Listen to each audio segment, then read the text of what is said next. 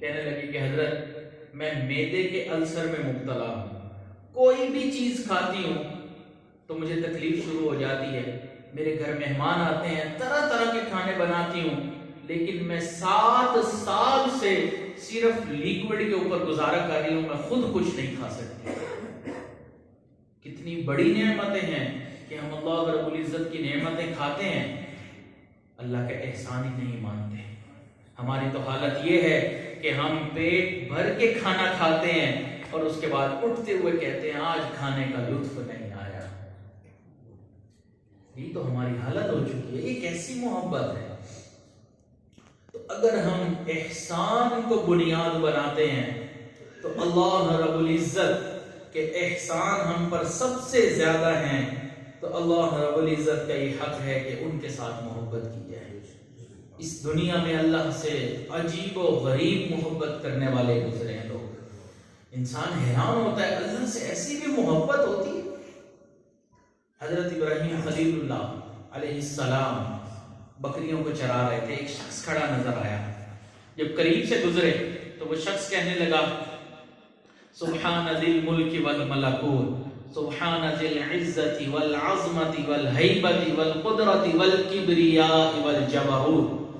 جب اللہ رب العزت کی ان الفاظ میں اس نے تعریف کی تو حضرت ابراہیم علیہ السلام کا دل مچل گیا کہ میرے رب کی، میرے اللہ رب العزت کی تعریف ہو رہی ہے، میرے محبوب کی تعریف ہو رہی ہے۔ قریب آئے، کہنے لگے کہ اے بھائی یہ الفاظ دوبارہ دہرا دو۔ اس نے کہا اے ابراہیم میں دوبارہ دہرا تو دوں، اس کے بدلے میں آپ مجھے کیا دیں گے؟ فرمایا میرے آدھا ریوڑ آپ لے لینا۔ اس نے دوبارہ کہہ دیا سبحان ذی الملک والملکوت۔ یہ دوبارہ الفاظ اس نے پڑھے، چہ جائے کہ محبت کی آگ ٹھنڈی ہوتی اور بھڑک اٹھی، شعلہ آگ میں منتقل ہو گیا۔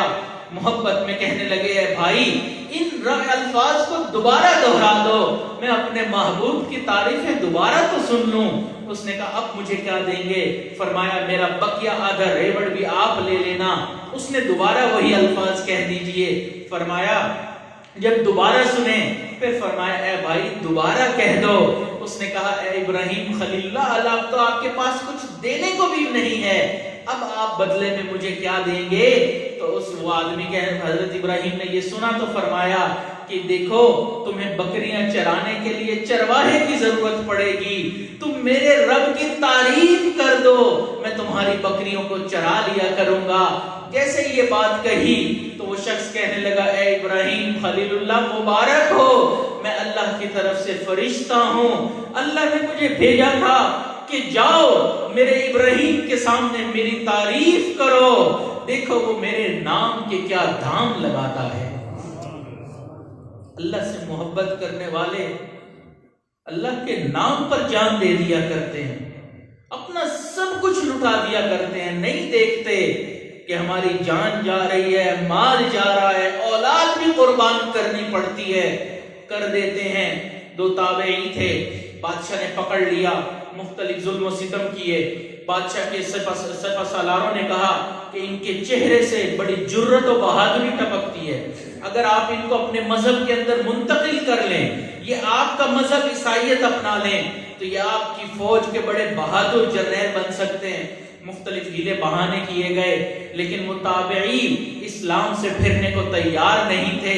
پھر بادشاہ نے ظلم و ستم شروع کر دیا، حتیٰ کہ انہوں نے کہا فَقْضِ مَا أَنْتَ قَاضٍ، تو جو کر سکتا ہے کر لے، ہم نے دین اسلام کو نہیں چھوڑنا۔ ان کے سامنے ایک بڑے سارے کڑا کے اندر تیل گرم کیا گیا اور ان دونوں کو کہا کہ اس کے اندر ڈال کر تمہیں کوئلہ بنا کے رکھ دیں گے۔ انہوں نے کہا ہم پھر بھی دین اسلام کو نہیں چھوڑیں گے۔ اس میں سے بادشاہ نے ایک کو لیا، گرم تیل کے اندر ڈال دیا، تھوڑی دیر کے بعد ان کی روح قبض ہو گئی تو دوسرے جو تابعی تھے انہوں نے رونا شروع کر دیا۔ بادشاہ نے کہا سوچا کہ شاید یہ ڈر گئے، کہنے لگا اگر آپ کو لگتا ہے کہ آپ کے ساتھ یہ حالت نہ ہو، اب بھی آپ مذہب عیسائیت کو قبول کر لیں، ہماری فوج کے جنرل بن جائیں، ہم آپ کے ساتھ یہ سلوک نہیں کریں گے۔ وہ آگے سے کہنے لگے اے بادشاہ تو یہ سمجھتا ہے کہ میں موت سے ڈر گیا ہوں، ہم تو گھروں سے نکلتے ہی اس لیے ہیں کہ شہادت ہے مطلوب مقصود مومن. تو مجھے مارے گا، میں مر جاؤں گا، میں اس موت کے خوف سے نہیں رو رہا، میں تو اس بات پہ رو رہا ہوں ایک ہی جان ہے، اللہ کے نام پر دے دوں گا.